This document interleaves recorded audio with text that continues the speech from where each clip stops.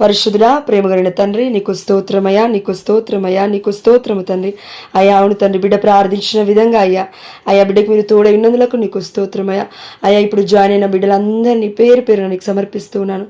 అయ్యా ముందుగా ఇదిగో తండ్రి, నా 2 చేతులను ఎత్తిన తండ్రి, నీ 2 చేతులకు, నీ పంచగాయాలకు దేవా, మా పంచేంద్రియాలను తండ్రి, ఇదిగో తండ్రి నీ పంచగాయాలకు సమర్పిస్తూ ఉన్నాము యేసయ్యా. ఇదిగో తండ్రి ప్రేరణ కలిగించండి నాయన. ఇదిగో తండ్రి పరిశుద్ధాత్ముడి యొక్క వరాన్ని మాకు దయచేయండి నా తండ్రి. మాలో ఉన్న మీ ఆత్మను దేవా మీరు మేల్కొలపండి నా తండ్రి. ఈ ప్రార్థన ద్వారా బిడ్డలతో మీరు మాట్లాడండి యేసయ్యా. ఈ వాక్యాల ద్వారా మా అందరితో మీరు మాట్లాడండి నా తండ్రి. ఇదిగో తండ్రి, నమ్ముట నీ వలనైతే నమ్మువానికి సమస్తము సాధ్యమే అని వాక్యం సెలవిస్తుంది తండ్రి. ముందుగా మేము నమ్మాల్సింది, ఈరోజు నేను దేవుడి యొక్క సన్నిధికి వచ్చాను, దేవుడు నాతో ఏదో ఒకటి మాట్లాడతాడు, తప్పకుండా నన్ను నిలబెడతాడు, నా తండ్రి నన్ను దీవిస్తాడు, దేవుడి యొక్క వాక్యం ద్వారా నన్ను దర్శిస్తాడు అనే ఒక గొప్ప నమ్మకముతో ఎప్పుడైతే నా తండ్రి మేము ముందుకొస్తాము, ఆ యొక్క ప్రయాసతో ముందుకొస్తాము తండ్రి. అవును తండ్రి, ప్రయాసపడ్డ ప్రతి ఒక్క జీవితాన్ని కూడా, నీవు ఆశపడ్డ ప్రతి ఒక్క బిడ్డను కూడా సంతృప్తి పరుస్తావు అని వాక్యం సెలవిస్తుంది యేసయ్య. ప్రయాస లేకుండా నా తండ్రి, ఇదిగో యేసయ్య. అవును తండ్రి, ఇప్పుడు జాయిన్ అయిన బిడ్డలు అందరూ ప్రయాస కలిగిన వారు దేవా, అందుని బట్టి నీకు స్తోత్రమయ్య అని వాక్యం సెలవిస్తుంది తండ్రి. మత్తయి సువార్త 22:14 ఇదిగో పిలువబడిన వారు అనేకులు, కానీ ఎన్నుకోబడిన వారు కొందరే అంటూ ఉన్నావు యేసయ్య. ఇంతకుముందుకి ఎంతో మంది ఉండినాయన ఈ గ్రూప్ లో, కానీ ఒక్కొక్కరుగా నా తండ్రి, ఇదిగో తండ్రి నీ చిత్తము లేదేమో నాయన, లేకపోతే నీ చిత్తానికి విరుద్ధంగా ఏమైనా చేస్తున్నారేమో మాకైతే తెలియదు, కానీ ఆ బిడ్డలు ఎంతో మంది ఎగ్జిట్ అవుతూ ఉన్నారు నాయన. అయినప్పటికీ నా తండ్రి మరలా నువ్వు తండ్రి వారిని రప్పిస్తావు నా తండ్రి. అవును యేసయ్య, నేను ఆకర్షించనిదే నా తండ్రి యొద్దకు ఎవరు రారు అని వాక్యం సెలవిస్తుంది యేసయ్య. పరలోకము నుండి అనుగ్రహింపబడినదే ఎవరు కూడా ఏమి పొందుకోలేరు అని వాక్యం సెలవిస్తుంది. అయ్యా ప్రేమను దయచేయ్యా, ప్రేమగా మాట్లాడే కృపను దయచేయండి నా తండ్రి. అవును యేసయ్య, నా స్వరాన్ని, అదేవిధంగా మా గ్రూప్లో ఉన్న సునీత అక్క స్వరాన్ని నీకు సమర్పిస్తున్నాను. ఏ బిడ్డలైతే గట్టిగా మాట్లాడుతూ ఉన్నారో యేసయ్య, అవును తండ్రి, మా స్వరాలు నువ్వు ఇచ్చిన వరము నా తండ్రి. అయినప్పటికీ అయ్యా అడుగుచూ ఉన్నాము, వాటిని ఎలా యూజ్ చేసుకుంటే నీకు మహిమ వస్తూ ఉందో, అయ్యా వాటిని ఎలా తండ్రి మేము సానపడితే తండ్రి మీకు ఘనత వస్తుందో మాకు చెప్పయ్యా. అవును తండ్రి, మాకు చెప్పయ్యా. అయ్యా మనిషి అంటే తండ్రి మారు మనస్సుతో పాటు ప్రవర్తన కూడా మార్పు రావాలని వాక్యం సెలవిస్తుంది. అయ్యా ప్రవర్తన కలిగిన జీవితం మాకు రావాలంటే క్రీస్తుని అనుసరించాలి, క్రీస్తుని మా క్రియలలో కనపరచాలంటూ ఉన్నావు యేసయ్య. అవును తండ్రి, ఇది చెప్పడానికి బాగానే ఉంటుంది నాయన, కానీ చేసేటప్పుడే నా తండ్రి అతి కష్టంగా కనబడుతుంది. అయినప్పటికీ ఇదిగో మీకు కష్టమైనప్పటికీ, ఇదిగో మీకు శక్తి లేనప్పటికీ, ఇదిగో నా శక్తి కలిగిన ఆత్మను మీకు ఇస్తున్నానని, ఆదరణకర్తను మీలో ఉంచాను అని వాక్యం సెలవిస్తుందయ్యా.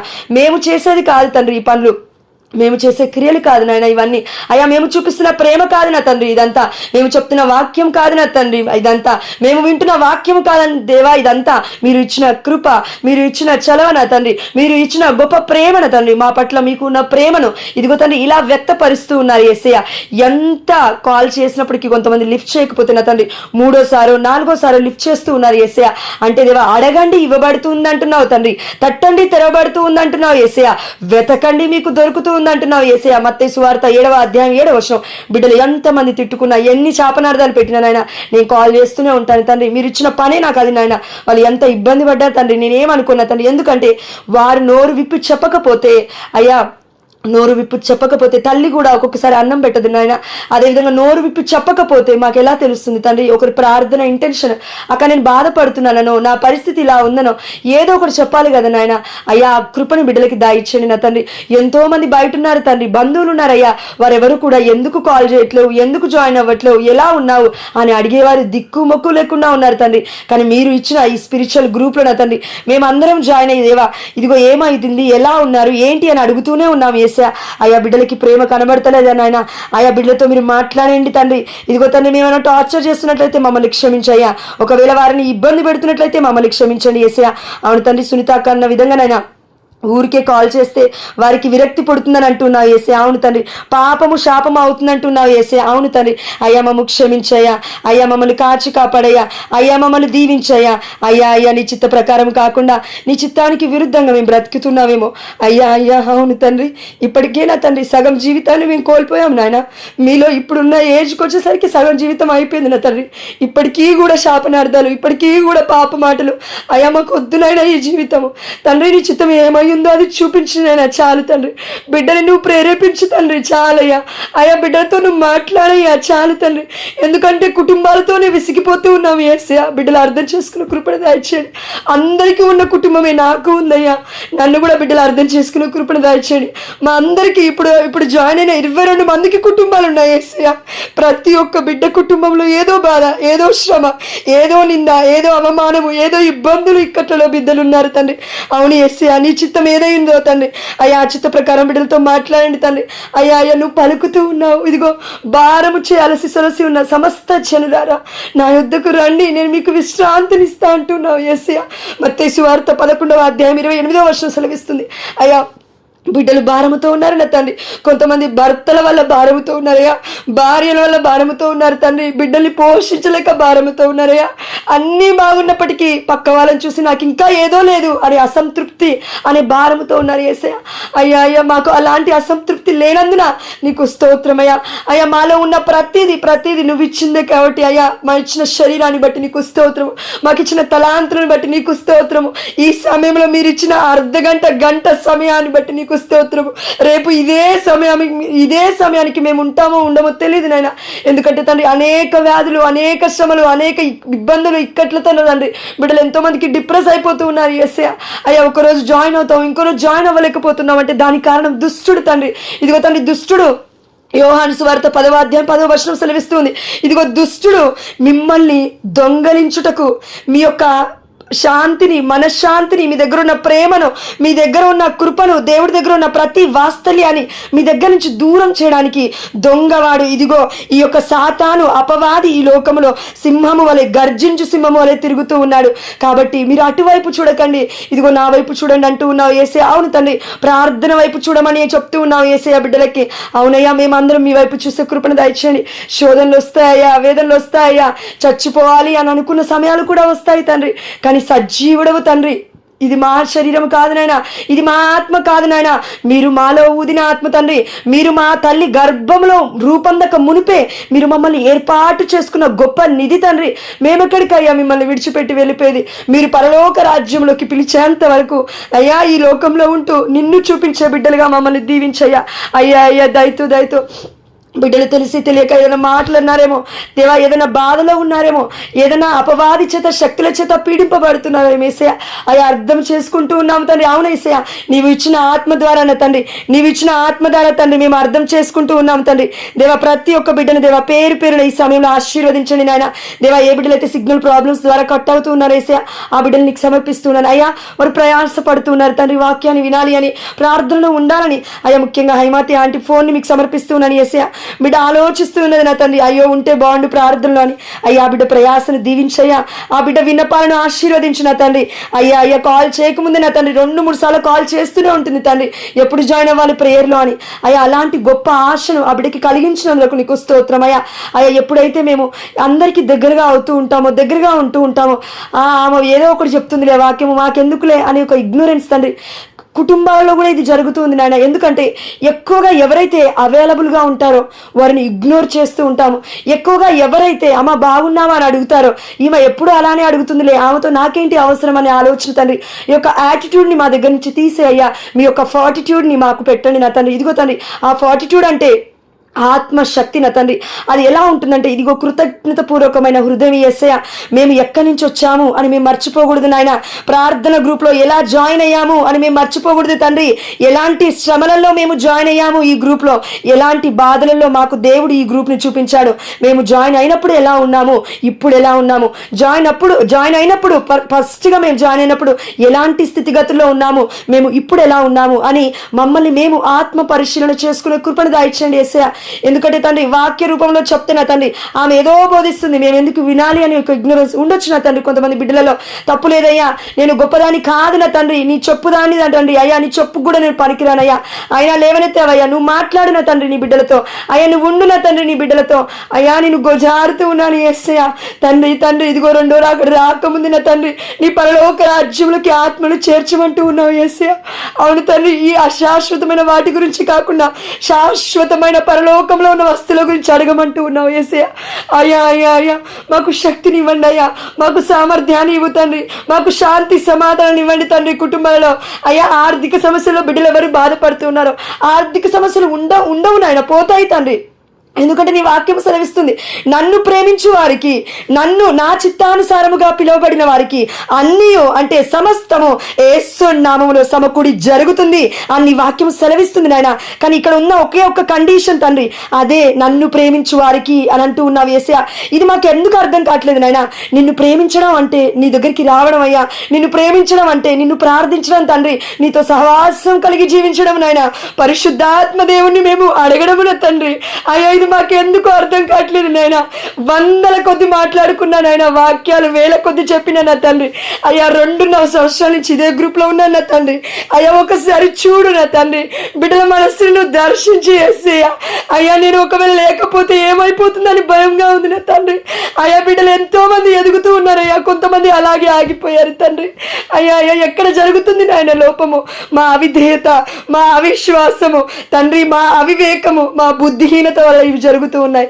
ఎందుకంటే నాయన 3 గంటల మూవీ చూడాలంటే ఎంతో ప్రయాసపడతాం, కానీ 30 నిమిషాల ప్రార్థన వినాలంటే ప్రయాసపడట్లేదు నా తండ్రి ఈ రోజులలో.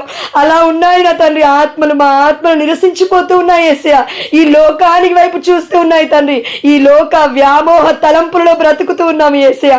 అవును తండ్రి, ఇవి శాశ్వతమైనవి, ఈ రంగుల ప్రపంచమే శాశ్వతమైనది అని పరలోకంలో ఉన్న నీ వస్తువుల గురించి మేము తెలుసుకోవట్లేమయ్యా. కానీ నీ వాక్యం సెలవిస్తుంది, ధన వ్యామోహము తండ్రి వ్యభిచారంతో సమానము అంటూ ఉన్నావయ్యా. ధనం దేవాన్ని నీకంటే ఎక్కువగా ధనాన్ని ప్రేమించొద్దయ్యా. అద్భుతం జరగడం కోసం నిన్ను ప్రేమించొద్దయ్యా. అద్భుతమైన నీ కార్యాలు నా జీవితాల్లో చూడాలంటే నేను అద్భుతంగా మారాలయ్యా. అయ్యా నన్ను ఒక మంచి పాత్రగా మార్చు తండ్రి, ఒక మంచి వెజల్గా మార్చు తండ్రి అని మేము అడగగలిగితే నువ్వు ఎంతో ఆనందిస్తావు తండ్రి పరలోక రాజ్యంలో. అలాంటి ప్రార్థన మాకు నేర్పండి యేసయ్యా.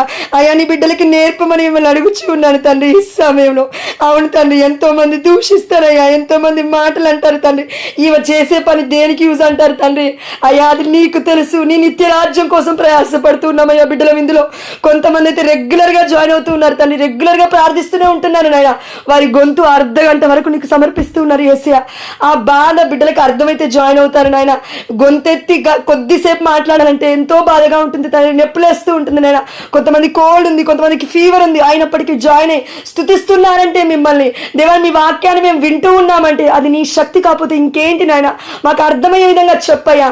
పరిశుద్ధాత్మ శక్తిని తక్కువగా అంచనా వేస్తూ ఉన్నాము యేసయ్య. మాలో ఉన్న శక్తిని మేము గ్రహించలేకపోతూ ఉన్నామయ్యా. యేసు నామములో ఆ శక్తి నూరంతలుగా మీరు ఈ సమయంలో ఆశీర్వదింపజేయమని మిమ్మల్ని అడుగుచూ ఉన్నాము తండ్రి. యేసయ్య యేసయ్య నేను నిన్ను దీవింతును, నీవు దీవెనకరంగా ఉండు అని వాక్యము సెలవిస్తుంది తండ్రి. ఆదికాండము 12వ అధ్యాయం 2వ వచనం సెలవిస్తున్నావు. యేసు నామములో ఇప్పుడు జాయిన్ అయిన బిడ్డలందరూ దేవా 25 మంది దేవా యేసు నామములో దీవించబడుదురుగా కన్న తండ్రి. ఏ సిగ్నల్ ప్రాబ్లం అయినా నీ ఆధీనంలోకి వచ్చునుగా కన్న తండ్రి. బిడ్డలందరూ దేవా తరతరముల వారికి నా తండ్రి ఇదిగో ఆశీర్వాదకరంగా మారిపోదురుగా కన్నా నా దేవా. అదే విధంగా నా తండ్రి మాలో ఉన్న ప్రతి ఒక్క తలంపును మీకు సమర్పిస్తూ ఉన్నాము అయ్యా. మా ఆలోచనలను, మా యొక్క ఆలోచనలు, దేవుడు ఏం చేస్తున్నాడు, దేవుడు ఏం చేస్తున్నాడు, దేవుడు ఏం చేస్తున్నాడు, ఏం చేస్తూ ఉన్నాడు అంటే ఏమి చేయవయ్యా. అయ్యా నువ్వు చేసిన పాస్ట్లో నువ్వు చేసిన పనులను బట్టి నీకు స్తోత్రం అయ్యా. అంటే ముందు రాబోతున్న ఫ్యూచర్లో రాబోతున్న ప్రతి మార్గాన్ని నువ్వు కదిలిస్తావయ్యా. అవును తను నీ వాక్యం ఇది సెలవిస్తుందండి. అందుకే నువ్వు అన్నావు దేవా, నేనే సత్యమును, నేనే మార్గమును, నేనే జీవమును అంటూ ఉన్నావు యేసయ్య.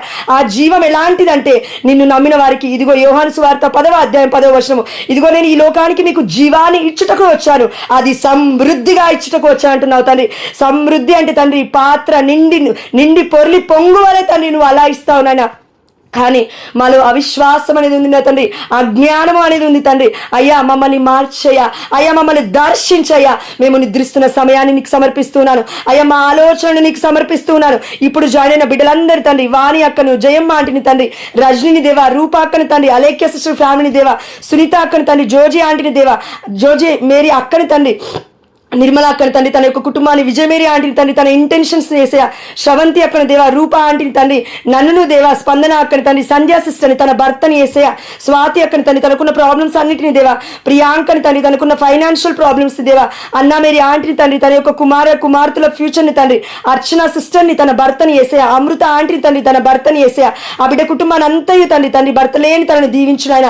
అయ్యా జోజమ్మ ఆంటీని తండ్రి తన యొక్క పిల్లల్ని దేవా, జ్యోత్స్న సిస్టర్ని దేవా, సంగీత సిస్టర్ని తండ్రి, అశ్విని దేవా, తన భర్తని నాయన అయ్యా బిడ్డ బాధలో ఉంది అతని దర్శించేసయ్యా. మాదన్ సెబాస్టియన్ అన్నని తన భార్యని, అదేవిధంగా తన పిల్లలు మీకు సమర్పిస్తున్నాను అయ్యా. ఇప్పుడు జాయిన్ అయిన ఈ బిడ్డలందరినీ దేవా, ఇదిగో తండ్రి నన్ను 2 చేతులు ఎత్తి సమర్పిస్తూ ఉన్నాను తండ్రి. ఇదిగో తండ్రి ఇది నీ కార్యము నాయన, నువ్వు అన్నావు తండ్రి, నువ్వు ప్రార్థించు అంతే అన్నావు తండ్రి. అవును యేసయ్యా, మేము గొంతెత్తి తండ్రి స్వరమెత్తి దేవా నిన్ను పిలుస్తూ ఉండగా నీ యొక్క రక్షణ దుర్గమైన ప్రభువా అయ్యా, నీ మార్గమును మాకు చూపించు తండ్రి. పరలోక రాజ్యం ఈ సమయంలో తెరవబడునుగా కన తండ్రి. ఏవైతే ఆర్థిక సమస్యలు ఉన్నాయో, ఏదైతే బంధకాలు ఉన్నాయో, ఏవైతే సంఖ్యలు ఉన్నాయో, ఏదైతే అశాంతికరమైన ఆలోచనలు మా యొక్క జీవితాలలో ఉన్నాయో, ఏదైతే బిజినెస్ నడవదేమో అనే భయాందోళన మాలో ఉందో తండ్రి, ఏదైతే జాబ్ రాదు అనే యొక్క అవిశ్వాసంలో మేము ఉన్నామో యేసయ్యా దేవా, ఏదైనా ఒకవేళ సంతానాలు ఏమైనప్పటికీ నా తండ్రి, ఇంకా ఏ ఆలోచనలు అయిపోయినట్టు తండ్రి, అవన్నీ మీకు సమర్పిస్తున్నాను దేవా, అవన్నీ మీకు సరెండర్ చేస్తూ ఉన్నాము తండ్రి. యేసు నామములో ప్రతి ఒక్క ఇంటిని దేవా మీరు ఈ సమయంలో దర్శించబోతున్నందుకు నీకు స్తోత్రమయ్యా.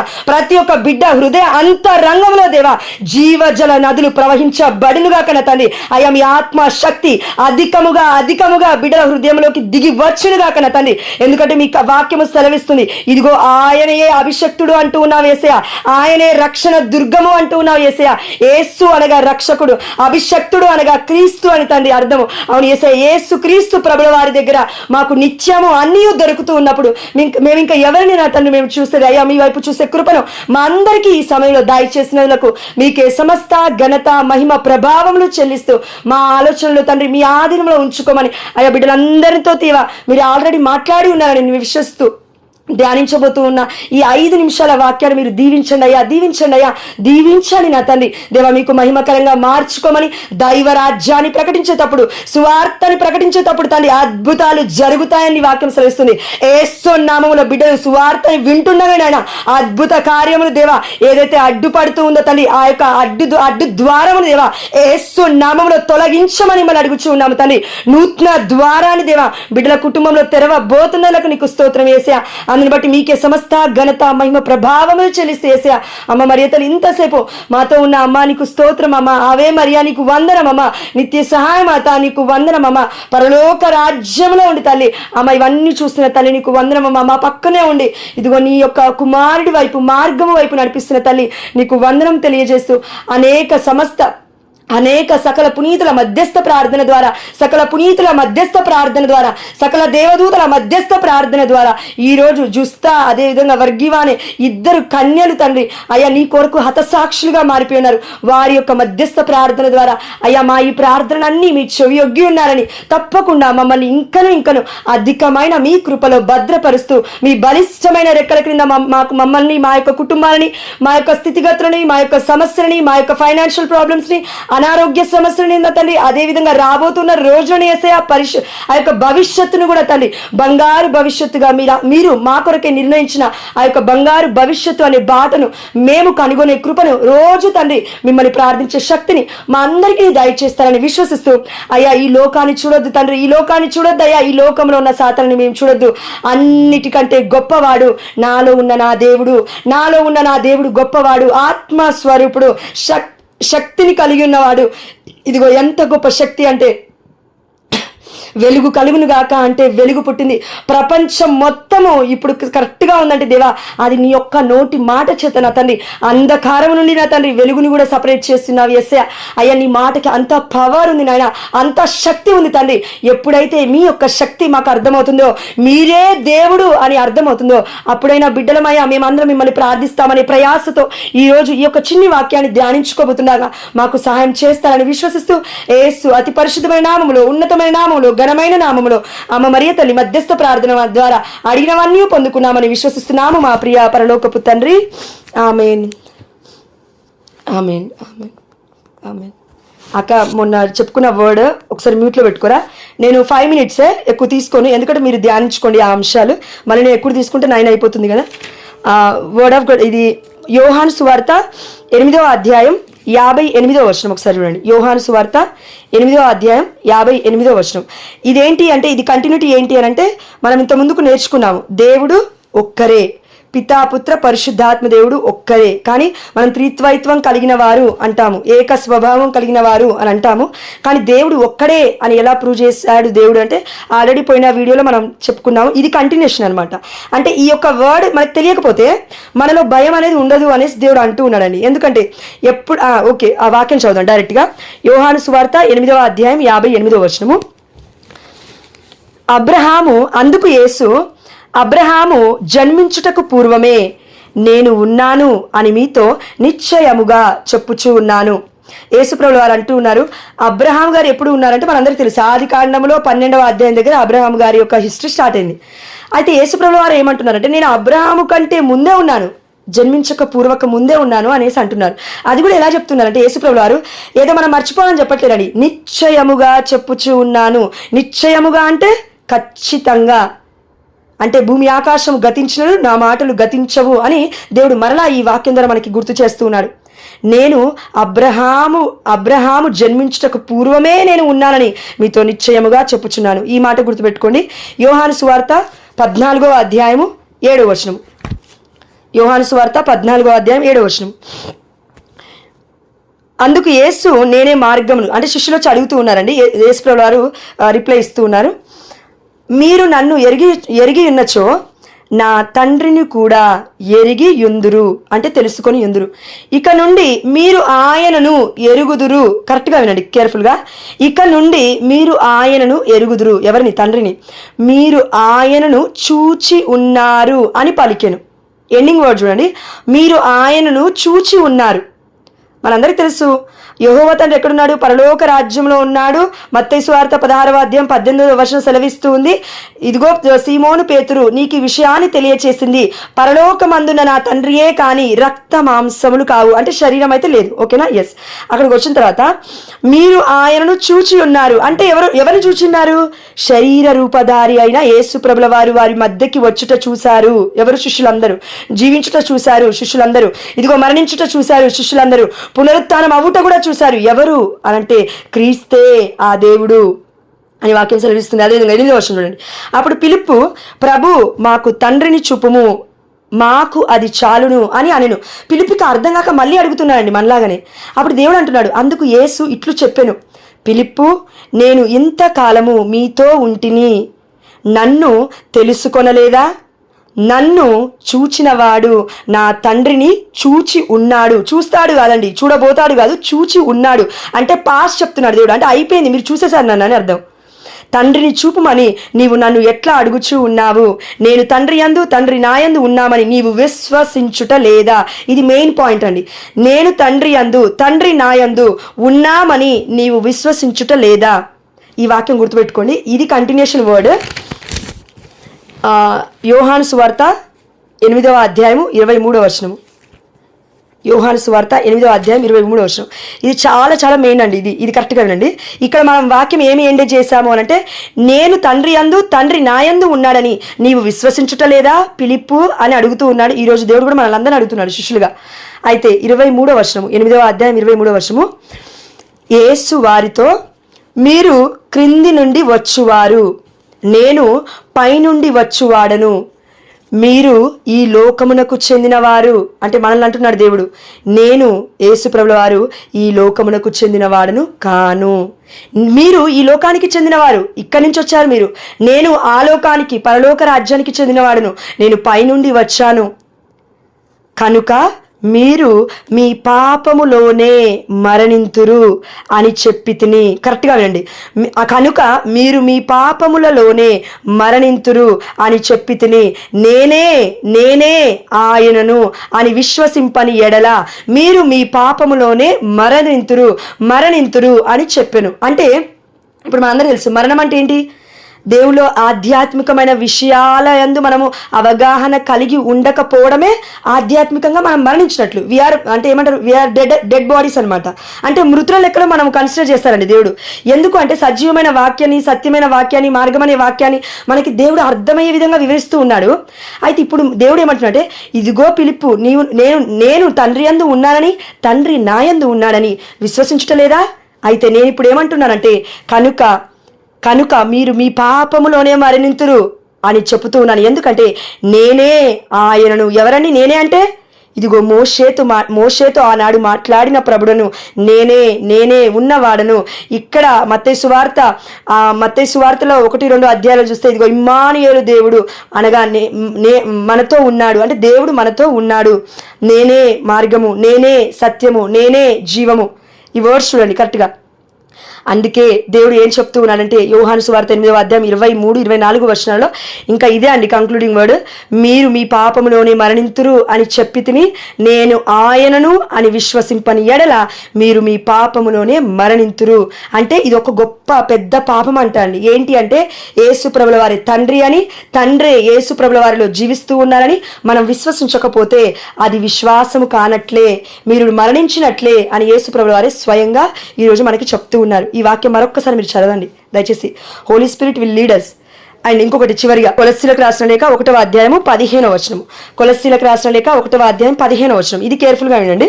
క్రీస్తు ఇక్కడ మనకి ఇంకో ఆన్సర్ దొరుకుతుందండి, దయచేసి వినండి. ఆంటీ ఒకసారి మ్యూట్లో పెట్టుకోరా. ఇక్కడ మనకి ఇంకో ఆన్సర్ దొరుకుతుంది. ఏంటి అని అంటే, విగ్రహారాధన అనేది దేన్ని అంటారు, ఇక్కడ మనకు ఆన్సర్ ఉంది. అందుకే దేవుడు ఈ వాక్యాన్ని చూపిస్తున్నాడు. హెడ్డింగ్ వచ్చేసి కొలస్సీలకు రాసిన లేఖ 1వ అధ్యాయము 15వ వచనము, క్రీస్తు స్వరూపము అని ఉందండి హెడ్డింగ్, మెయిన్ హెడ్డింగ్. క్రీస్తు స్వరూపము, స్వ ప్లస్ రూపము. రూపం అంటే దేవుడికి ఒక ఇమేజ్ ఉంది, ఒక రూపం ఉంది. స్వ అంటే మంచి, లేకపోతే స్వ అంటే మంచికి మించిందంటే ఇంకా దైవ సంభూతుడు అని కూడా చెప్పొచ్చు. But I don't know exact meaning, తెలియని చెప్పొద్దు కదా. అందుకే స్వ అంటే మంచి అండి. మంచి రూపము, క్రీస్తు మంచి రూపము, నిజమైన రూపము అని చెప్పుకోవచ్చు. అయితే 15వ వచనం చూడండి. క్రీస్తు అదృశ్యుడై ఉన్న దేవుని ప్రత్యక్ష రూపము. చూడండి, పరలోకములో ఉన్న మన యెహోవా తండ్రి అదృశ్యుడై ఉన్నాడు. మన దేవుడు అదృశ్యుడై ఉన్న దేవుని ప్రత్యక్ష రూపము ఎవరు అంటే క్రీస్తు. మనకు కనబడ్డా? ఎస్. అందుకే ఈనాడు కథోలిక శ్రీసభలో ఉన్న ఆ యొక్క ఇమేజెస్, ఆ యొక్క రూపాలు, స్వరూపాలు అనాలండి. మీరు దయచేసి కథోలికులు మీకు చెప్తున్నాను, విగ్రహం అనకూడదు. నిన్న మొన్న నేను విన్నాను ఎవరు అన్నప్పుడు, విగ్రహం అంటున్నారేంటి? విగ్రహం కాదు, స్వరూపము. రెస్పెక్ట్ ఇవ్వాలి రూపానికి కూడా. ఎందుకంటే తర్వాత చెప్తాను నేను నెక్స్ట్ క్లాస్లో అందులో ఏముంటుందో. క్రీస్తు అదృశ్యుడై ఉన్న దేవుని ప్రత్యక్ష రూపము. ఇంతకుముందు మనం ఎగ్జాంపుల్ చెప్పాము. మా అమ్మ లేదు, లేకపోతే మా అమ్మకి ఏమో అయింది, లేకపోతే ఎక్కడో ఉంది, ఏంటో ఉంది, నాకు గుర్తొస్తూ ఉంది. నేను ఏం చేయాలి? ఇప్పుడు అమ్మని చూసుకోవాలి. అదేవిధంగా అన్యుడికి దేవుడు అంటే ఎవరో తెలియదు, దేవుడు ఎలా ఉంటాడో తెలియదు. వాళ్ళు ఆల్రెడీ విగ్రహారాధనలో ఉన్నారు కాబట్టి ఎలా ఉంటారో తెలియదు. మనం క్రీస్తు ఇలా ఉంటాడు, ఇలా చేశాడు అంటే ఏం చెప్తావు? మూవీ చూడమంటావు, వర్డ్ ఆఫ్ గాడ్ చెప్తావు, అన్నీ చెప్తావు. మరి క్రీస్తు రూపం ఇప్పుడు వాళ్ళు చూపిస్తుంది మొత్తం అబద్ధమా మూవీస్లలో? అంటే నువ్వేం చేస్తున్నావు? క్రీస్తు రూపం ఇలా ఉంది అని you are taking some historical evidences అనమాట. కథోలిక శ్రీసభ ఏం చేసిందంటే హిస్టారికల్ ఎవిడెన్సెస్ పైన కూడా రన్ అవుతుంది. కథోలిక శ్రీసభ గుడ్డిగా రన్ అవ్వట్లేదండి. బైబిల్ అంటే బైబిల్ రాకముందు హిస్టరీ కూడా ఉంది. మరి ఆ హిస్టరీ ఎవరు చదవాలి? బైబిల్లో ఎంతోమంది పునీతులు చనిపోయారు. మరి ఆ పునీతులు పుణ్యబాటలో మనం ఎలా నడవాలి? వాళ్ళ గురించి తెలుసుకుంటేనే కదా నడిచేది. అందుకే వారి యొక్క రూపాలు, వారి యొక్క స్వరూపాలు మన కళ్ళ ముందు ఉంటే మనకేమవుతుందంటే వీఆర్ ఇన్స్పైరింగ్ బై దెమ్. అంటే మనము వారి చేత ఇన్స్పైర్ చేయబడి అమ్మ ఇలా జీవించాలా. అంతెందుకు పునీత అంతోని వారు ఉన్నారు, పరిశుద్ధంగా జీవించారు. నోరు అతి పరిశుద్ధమైనది. అందుకే నాలుక ఇప్పటికి కూడా ఎన్నో సంవత్సరాలు అయినప్పటికీ కూడా నాలుక సజీవంగా ఉంది. 32 సంవత్సరాలకు అనుకుంటానండి, చనిపోయి 32 సంవత్సరాల తర్వాత కూడా నాలుక సజీవంగా ఉంది. అంటే ఇది నార్మల్, అది సైంటిస్టులకు కూడా అర్థం కాని విషయం కదా. కానీ దేవుడు మనకు చెప్తూ ఉన్నాడు. కాబట్టి మనం అండర్ ఎస్టిమేట్ చేయొద్దు. మనకి బైబిల్ జ్ఞానం తెలియదు, ఏ పాస్టర్లకు కూడా ఎవరికి కూడా కరెక్ట్ తెలియదండి. వర్డ్ ఆఫ్ గాడ్ దేవుడి దగ్గరికే రావాలి. నేనైనా, నువ్వైనా, ఇంకెవరైనా, ఎంత పెద్ద ప్రీచర్ అయినా కూడా దేవుడి దగ్గరికే రావాలి. బట్ నేను మిమ్మల్ని రిక్వెస్ట్ చేస్తున్నా అంటే జడ్జి చేయకండి ఎక్కడా కూడా. కథోలిక శ్రీ సభ గురించి తెలియకుండా పాస్టర్ దగ్గరికి వెళ్ళి అట్లాంట విగ్రహారాధన అంటే అసలు ఫస్ట్ ఏముందో తెలుసుకో. కథోలిక శ్రీ సభ నుంచి వెళ్ళిపోక ముందే కథోలిక శ్రీ సభ గురించి తెలుసుకొని అప్పుడు వెళ్ళు. అప్పుడు ఏమంటారు అంటే జ్ఞానవంతులు అంటారు. జ్ఞానం మిడిమిడి జ్ఞానం ఉన్నోలే అండి వెళ్ళిపెట్టిపోయేది మధ్యలో. కన్న తల్లిని విడిచిపెట్టి వెళ్ళిపోయేది ఎవరు అంటే మిడిమిడి జ్ఞానం ఉన్నోళ్ళు. అమ్మ రొమ్ముల పైన తన్నకూడదు కదా, కథోలిక శ్రీ సభను విడిచిపెట్టమంటే దాంతోటే సమానం. కాబట్టి 16వ వర్షం చూడండి. ఏలన దేవుడు ఆయన ద్వారా పరలోక భూలోకములందు కంటికి కనిపించని అన్ని వస్తువులను, ఆధ్యాత్మిక శక్తులను, ప్రభువులను, పాలకులను, సింహాసనములను, అధికారులను కూడా సృష్టించెను. దేవుడు సమస్త విశ్వమును ఆయన ద్వారా ఆయన కొరకు సృష్టించెను. చూడండి ఎంత క్లియర్గా ఉందో వర్డ్. ఆయన ద్వారా అంటే ఆయన లేకుండా ఏది జరగలేదు, ఆయన కొరకు సృష్టించెను. 17వ వచనం. ఆయన అన్నింటికంటే ముందుగా ఉన్నవాడు, ఆయనయే సమస్తమునకు ఆధారభూతుడు. అన్నిటికంటే ముందుగా ఉన్నవాడు మనం చూసాం కదండి. అబ్రహాము కంటే ముందుగా ఉన్నవాడు అని చూసామా లేదా? అవును. కాబట్టి దేవుడు ఏం చెప్తూ ఉన్నాడంటే నేనే ఆయనను అని అంటూ ఉన్నాడండి. అందుకే కంక్లూడ్ వర్డ్ మనకి ఎక్కడికి వచ్చాము? ఇదిగో ఒకవేళ నేనే ఆయనను అని మీరు విశ్వసించని ఎడల మీరు పాపంలో చనిపోయిన వారే, మృతుల లెక్కలే అన్నట్టుగా దేవుడు చెప్తూ ఉన్నాడు ఈరోజు మనందరికీ. కాబట్టి మనం గుర్తుపెట్టుకోవాల్సింది ఒకటే అండి, ఎవరిని జడ్జ్ చేయడానికి కాదు, but truth, we should know truth. ఎందుకంటే జీసస్ ఈజ్ ట్రూత్, రైట్? దేవుడే సత్యం అంటున్నాడు. కాబట్టి ఆ సత్యం ఏంటో మనం తెలుసుకోవడానికి ప్రయత్నిస్తూ ఉన్న మార్గంలో కొన్ని ఇబ్బందులు వస్తాయి, ఇక్కట్లు వస్తాయి. కానీ దేవుడికి అర్పించి మనం తప్పకుండా దేవుడిని అడగాలి. తప్పకుండా దేవుడు మనకి సహాయం చేస్తాడు. కాబట్టి దేవుడు పరలోకం నుండి వచ్చాడు. ఆ పరలోక సంభూతుడిని మోసిన తల్లి గర్భము ధన్యమైనది. అయితే అమ్మ మరియ తల్లి గురించి మాట్లాడుకోవాలంటే టైం ఇప్పుడు సరిపోదు. కాబట్టి if it is a will of God, దేవుడు ఒకవేళ పర్మిషన్ ఇస్తే Monday or Tuesday or Wednesday almost ఒక 3 to 4 days వరకు మరియ తల్లి పరలోక రాజ్యంలో ఉంటే ఎక్కడుంది? అసలు ఎవరు చెప్పారు? బైబిల్లో ఆ వాక్యాలు ఉన్నాయా? ఇదే అండి మన మెడిటేషన్ అంతా. ఎందుకు అనంటే కథోలిక శ్రీ సభ అనేది కుటుంబ వ్యవస్థ. నేను తీసుకురాలి ఆలోచన లేదు. ప్రొటెస్టెంట్స్ బైబిల్ ఎవరైతే చదువుతున్నారో నేను ఏం సజెస్ట్ చేస్తానంటే, మీకు ఆల్రెడీ అందులో నుంచి 7 గ్రంథాలు తీసేశారండి. 500 సంవత్సరాల ముందు, 1500 సంవత్సరాల ముందు కథోలిక శ్రీ సభ మనకిచ్చిన బైబిల్ ఉంది. అయితే ఆ బైబిల్లో ఏం లేవంటే 7 జ్ఞాన గ్రంథాలు లేవు. 7 జ్ఞాన గ్రంథాలు అంటే ఏంటి? జ్ఞానం ఇచ్చే గ్రంథాలు. అందుకే చాలామంది ప్రీచర్స్ ఉన్నారు, గొప్ప గొప్ప వాళ్ళు ఉన్నారు. వారు దేవుడు ఇచ్చిన పనినే వాళ్ళు చేస్తూ ఉన్నారు. ఎవరిని కూడా తక్కువ చేసేది లేదు మనం. కానీ దేవుడు ఎవరి ద్వారా ఎప్పుడు ఎలా తన యొక్క మహిమను కనబరుచుకుంటాడో మనకి తెలియదు. కాబట్టి ఇదిగో నిన్ను కూడా దేవుడు అడుగుతూ ఉన్నాడు చదువు అని. ఎందుకు? దేవుడు నీతో కూడా మాట్లాడాలని ఆశపడుతున్నాడు. ఏమని? నాతో మాట్లాడినవి కాదు, నాకంటే గొప్పగా కూడా, నాకు చెప్పిన విషయాల కంటే ఎక్కువగా దేవుడు నీకు రివీల్ చేస్తాడు. ఎప్పుడైతే మనం దేవుడి యొక్క వాక్యానికి విధేయత చూపిస్తామో, ఎప్పుడైతే కథోలిక శ్రీ సభను మనం ప్రేమిస్తామో, చర్చ్ని నువ్వు ప్రేమిస్తావు, పాస్టర్ని కాదు, లేకపోతే జోష్ని కాదు, లేకపోతే ప్యారిష్లో ఉన్న ప్రీస్ట్ని కాదు, అందులో దేవుని చూసి నువ్వు ప్రేమించాలి. అంతేగాని ఆ పాస్టర్ వాక్యం చెప్పేవాడు ఆయన లేకపోతే నేను పోను, ఈ ప్రీస్ట్ వాక్యం బాగా చెప్పేవాడు ఆయన లేకపోతే నేను పోను అంటున్నావు ఏంటంటే యు ఆర్ లుకింగ్ అవుట్లుక్ అనమాట. నువ్వు దైవత్వాన్ని చూడట్లేవు, అది తప్పు అవుతుంది అది. కాబట్టి మన తలంపులు కరెక్ట్గా ఉండాలండి. ఒకటే, మనకి వాక్యం రావాలి అంటే ఎవరైనా సరే తిట్టినా సరే వాళ్ళ దగ్గరికి వెళ్ళి నేర్చుకోవాలి. వాళ్ళు ఏమన్నా సరే మన దగ్గరికి వెళ్ళి నేర్చుకోవాలి.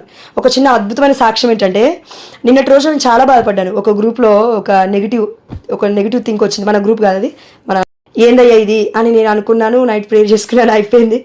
అదే సమయం ఈరోజు కరెక్ట్ 7 దాటే లోపే దేవుడు అదే గ్రూప్లో నన్ను లేవనెత్తాడండి. నిజంగా can you give claps please? సాక్ష్యాన్ని బట్టి దేవుడి స్థుతి మహిమ కలుగును గాక. థ్యాంక్ యూ ఇద్దరైనా రిప్లై ఇచ్చారు. Thank you so much. ఎందుకు ఈ మాట చెప్పానంటే, నేను అన్నాను దేవుని, అయ్యా నేను నీ కోసం బతుకుతున్నాను కదా, నేనేందయ్యా ఇలా అవుతున్నాను అందరి ముందు బ్యాడ్ అని అనుకున్నానండి. నిజంగా 24 hours ఏ గ్రూప్లో అయితే ఎవరో ఏదో అన్నారని నేను బాధపడ్డానో, అదే గ్రూప్లో కొంతమంది ఆంటీల ద్వారా దేవుడు నన్ను బ్లెస్ చేశాడు. వాళ్ళు కొంతమంది ఓరలేకపోతూ ఉన్నారు, బట్ మనం ఏం చేయలేం కదా. దేవుడి పరిచయం ఎవరు కూడా ఆపలేరు. దేవుడికి తెలుసు ఏది సత్యమో, ఏది సత్యమైన బోధనలో, ఏది మార్గమో, ఏది జీవమో. అందులో వెళ్తున్నప్పుడు కూడా మనకు కూడా శ్రమలు వస్తాయి, బట్ ప్రేయర్ చేసుకోవాలని దేవుడు చెప్తున్నాడు. కానీ ఒకటే, ఎన్ని శ్రమలు వచ్చినా, ఎన్ని ఇబ్బందులు వచ్చినా, ఎన్ని ఇక్కంట్లు వచ్చినా, అనారోగ్య స్థితిలో పడిపోయి, కాళ్ళు చేతులు పడిపోయి, కుష్ఠవ్యాధి వచ్చి పక్షవాత రోగులుగా ఉంటే తప్ప మిగతా సమయంలో మనం ప్రార్థించలేము. ఇది ఒకటి మీరు గుర్తుపెట్టుకోవాలి. మిమ్మల్ని బాధ పెట్టినా పర్లేదండి, నేనేమనుకోను, దయచేసి సారీ. ఎందుకంటే నేను చాలా మందిని చూస్తున్నాను, ఎంత ఘోరమైన స్థితిలో ఉంటారంటే. ఒక పోలీస్ ఆమెను చూసానండి నేను. ఇందాక రజనీ ప్రే అంటే ఒకసారి మీట్లో పెట్టుకోండి. ఇందాక రజనీ ప్రేయర్ చేసినప్పుడు నాకు వచ్చిందండి థాట్ చెప్పాలని. రజనీ ఇందాకలా ప్రేయర్ చేసింది కదండి, ఆ సమయంలో నాకు గుర్తొచ్చారు. అక్కడ మన బార్డర్స్లో ఉంటారు కదా, వాళ్ళ కోసం ప్రేయర్ చేస్తున్నప్పుడు నేను మొన్న రీసెంట్గా చూసానండి ఒక పోస్ట్. ఆ అక్కకి కాళ్ళు లేవు, 2 కాళ్ళు లేవు. కానీ తనకి డిజైర్ ఏంటి అంటే, ఆశ ఏంటంటే, నేను నా దేశం కోసం పోరాడాలి, నా దేశం కోసం నిలబడాలి ఆ బార్డర్లో. అది తన ధ్యేయం అంట పుట్టినప్పటి నుంచి. ఆమెకి 2 కాళ్ళు యాక్సిడెంట్లో పోయాయి. ఇంకా నువ్వు వద్దమ్మా అని చెప్పినా కూడా వినట్లేదండి తను. అంటే తన ప్రయాస చూడండి ఎంత గొప్పగా ఉందో. నేను చచ్చిపోతే ఇదే ఒక ఫీల్డ్లో చచ్చిపోవాలని ఒక గట్టిగా తను తీసుకుంది, ఆ యొక్క మైండ్కి తీసుకుంది తను. అదేవిధంగా మనకి దేవుడు ఒక స్ట్రాంగ్ మెంటాలిటీని ఇచ్చాడు. బలహీనంగా బలపరచడం అనేది దేవుడి చేతిలో ఉంది, బలహీనపరచుకోవడం అనేది మన చేతిలో ఉంది. దేవుడు పెట్టాడు అది. ఎలా అంటే, దేవుడు నాతో ఉన్నాడు, బలం వస్తుంది నీకు. దేవుడు నాతో లేడు, ఇంక విడిచిపెట్టాడు, అద్భుతాలు జరగట్లేవు, ఇంక విడిచిపెట్టాడు అంటే అదే బలహీనమైన ఆత్మ. సాతాను అలానే శోధిస్తాడు, కానీ మనం సాతాను వైపు వెళ్లకుండా దేవుడి వైపు చూద్దాం. 9 అవుతుంది కాబట్టి నేను ముగిస్తాను. పరిశుద్ధుడా, ప్రేమగలిగిన తండ్రి, నీకు స్తోత్రమయ్యా, నీకు స్తోత్రమయ్యా. గడిచిన రోజులను బట్టి నీకు స్తోత్రమయ్యా. అయ్యా దేవా, మమ్మల్ని అందరినీ ఈ సమయంలో మీరు ఎన్నుకొని మీ యొక్క వాక్యాన్ని వినడానికి ఈ 20 మంది బిడ్డలకు ఇచ్చిన ఆ యొక్క స్థిరమైన విశ్వాసాన్ని బట్టి, స్థిరమైన ఓపికను బట్టి, స్థిరమైన ఆ యొక్క గొప్ప ఓర్పును బట్టి మీకే సమస్త ఘనత మహిమ ప్రభావములు చెల్లిస్తూ, యేసయ్యా ఇదిగో తండ్రి నువ్వు అంటూ ఉన్నావు, నా గురించి నాకంటే గొప్పగా ఎవరికి తెలుస్తుంది అని నేను అనుకుంటానయ్యా. అదే విధంగా దేవుడి కంటే ఎక్కువగా ఎవరికీ తెలీదు. అదే ఒక వాక్యము బైబిల్ చెప్తుంది తండ్రి. అంటే మిమ్మల్ని మీరే కనపరుచుకుంటూ ఉన్నారు పరిశుద్ధమైన ఈ గ్రంథంలో ఉన్న ప్రతి వాక్యము ద్వారా. అందుకే అంటూ ఉన్నారు యేసయ్య, ఇదిగో నేను నా తండ్రి యందు ఉన్నాను, నా తండ్రి నా యందు ఉన్నాడు. ఇదిగో తండ్రికి శరీరం లేదు, శరీర రూపధారిగా ఈ లోకంలోకి వచ్చాను. ఎలా వచ్చానంటే పైనుండి వచ్చాను, నేనే అని అంటూ ఉన్నావు యేసయ్య. ఇది మాకు అర్థమయ్యే విధంగా మీరు బోధించినందుకు మీకే సమస్త ఘనత ప్రభావములు చెల్లిస్తూ, అయ్యా ఈ యొక్క విశ్వాసం ఒకవేళ మేము నమ్మకుంటే మేము పాపస్థితిలోనే మరణిస్తాము అని బాధన తండ్రి. అయినప్పటికీ మాకు తొందరగా మీరు ఈ సత్యాన్ని బోధించినందులకు, నేర్పించినందులకు మీకే సమస్త ఘనత ప్రభావములు చెల్లిస్తూ యూట్యూబ్లో పెట్టబోతున్న ఈ వీడియోని, ఈ యొక్క వాయిస్ రికార్డ్ని మీరు ఆశీర్వదించండి నా తండ్రి. బిడ్డలు ఎంతమంది ఇప్పుడు జాయిన్ అయ్యారో ఆ అంతమంది బిడ్డలను మీరు 30 60 100 ఆశీర్వదించండి యేసయ్య. వారు చేస్తున్న పనులను బట్టి నీకు స్తోత్రము. వారి యొక్క చేతులను ఆశీర్వదించండి. వారు వెళ్తున్న మార్గములలో వారి యొక్క పాదాలను ఆశీర్వదించండి అయ్యా. వారు వెళ్తున్న ప్రతి ఒక్క కార్యక్రమంలో ఇదిగో తండ్రి నీ యొక్క వాక్కు మా పాదాలకు దీపమై ఉన్నది, మా త్రోవకు వెలుగై ఉన్నది. యేసయ్యా మీ వాక్యం ఒక్కటి పట్టుకుంటే మేము చాలయ్యా. యేసు రక్తమే జయము. లేకపోతే పరలోక ప్రార్థన చెప్పుకుంటూ వెళ్తే ఏ పని అయితే సక్సెస్ అవుతుంది తండ్రి. మేము పెద్దగా ప్రార్థన చేయాల్సిన అవసరం లేదు తండ్రి. పరిశుద్ధమైన గ్రంథంలో ఉన్న ప్రార్థన గొప్ప ప్రార్థన, పరలోక ప్రార్థన. మనస్సు పెట్టి అయ్యా ఈరోజు మీరు మాకు చేసిన గొప్ప కార్యాలను బట్టి మీకు స్తోత్రమయ్యా. అనుదిన ఆహారము మాకు దయచేయండి తండ్రి. అంటే ఆహారంలో మీరు మాకిచ్చే సంపద ఉంది, మీరు మాకిచ్చే ఫుడ్ ఉంది తండ్రి, ఆహారం ఉంది యేసయ్య. అదేవిధంగా స్పిరిచువల్గా మేము ఎదగడానికి కావలసిన ఆహారం కూడా ఉంది తండ్రి. ఇది మేము అర్థం చేసుకొని తండ్రి మమ్మల్ని మేము తండ్రి ఇదిగో తండ్రి సెల్ఫ్గా టెస్టిఫై చేసుకుంటూ ప్రార్థించే కృపను మా మనస్సుకి, మా ఆలోచనలకి, మా యొక్క క్రియలకి తండ్రి, మా ప్రవర్తనకి మీరు దయచేస్తారని విశ్వసిస్తూ బిడ్డలు ప్రార్థించిన విధంగా రజనీని తండ్రి దీవించండి యేసయ్య. ఏ బిడ్డలు అయితే తండ్రి ఇంటర్సెషన్ ప్రేయర్స్ చేయాలని అనుకుంటూ ఉన్నారు ఆ బిడ్డలందరినీ మీరు ముందుకు తీసుకురండి యేసయ్య. బిడ్డల ఆత్మను దేవ శక్తివంతంగా మీరు తయారు చేస్తారని విశ్వసిస్తూ రహస్యమందున ప్రతి ప్రార్థన వింటున్న యేసయ్యా నీకు స్తోత్రమయ్యా. అమ్మా మరియు తల్లి మీకు వందనమమ్మ. అదేవిధంగా యేసయ్యా మేము ఈరోజు చెప్పుకున్న వాక్యాన్ని బట్టి, ఈరోజు మాట్లాడుకున్న ప్రతి మాటను బట్టి, ప్రతి ఒక్క క్రియను బట్టి, మా మోకాలను బట్టి, మా చేతులను బట్టి తండ్రి, మా ఒంట్లో ఉన్న ప్రతి అవయవాన్ని బట్టి దేవా, ప్రతి ఒక్క బ్లడ్ సర్క్యులేషన్ బట్టి తండ్రి, ప్రతి నర్వ్ని బట్టి యేసయ్యా, ప్రతి దాన్ని బట్టి దేవా కరెక్ట్గా పనిచేస్తున్నాయంటే అది నీ కృపనైనా, కరెక్ట్గా అరుగుతూ ఉందంటే డైజెషన్ అవుతుందంటే అది నీ కృపన తండ్రి. దేవా కొంతమంది తిన్నది డైజెషన్ అవ్వకుండా ఉన్నందుకు తండ్రి నడుము నుండి పైపులు వేసుకున్న వారు కూడా ఉన్నారు యేసయ్య. అలాంటి ఘోరమైన పరిస్థితి మాకు లేదు నా తండ్రి. అందుని బట్టి నీకే సమస్త ఘనత ప్రభావములు చెల్లిస్తూ యేసు అతి పరిశుద్ధమైన నామములో, ఉన్నతమైన నామములో, ఘనమైన నామములో అమ్మ మరియ తల్లి మధ్యస్థ ప్రార్థన ద్వారా అడిగిన ప్రతీది పొందుకున్నామని విశ్వసిస్తున్నాము మా ప్రియ పరలోకపు తండ్రి. ఆమేన్. స్తోత్రం. ఆమేన్. ప్రైజ్ లార్డ్ అక్క అందరికీ. ప్రైజ్ లార్డ్ అన్న.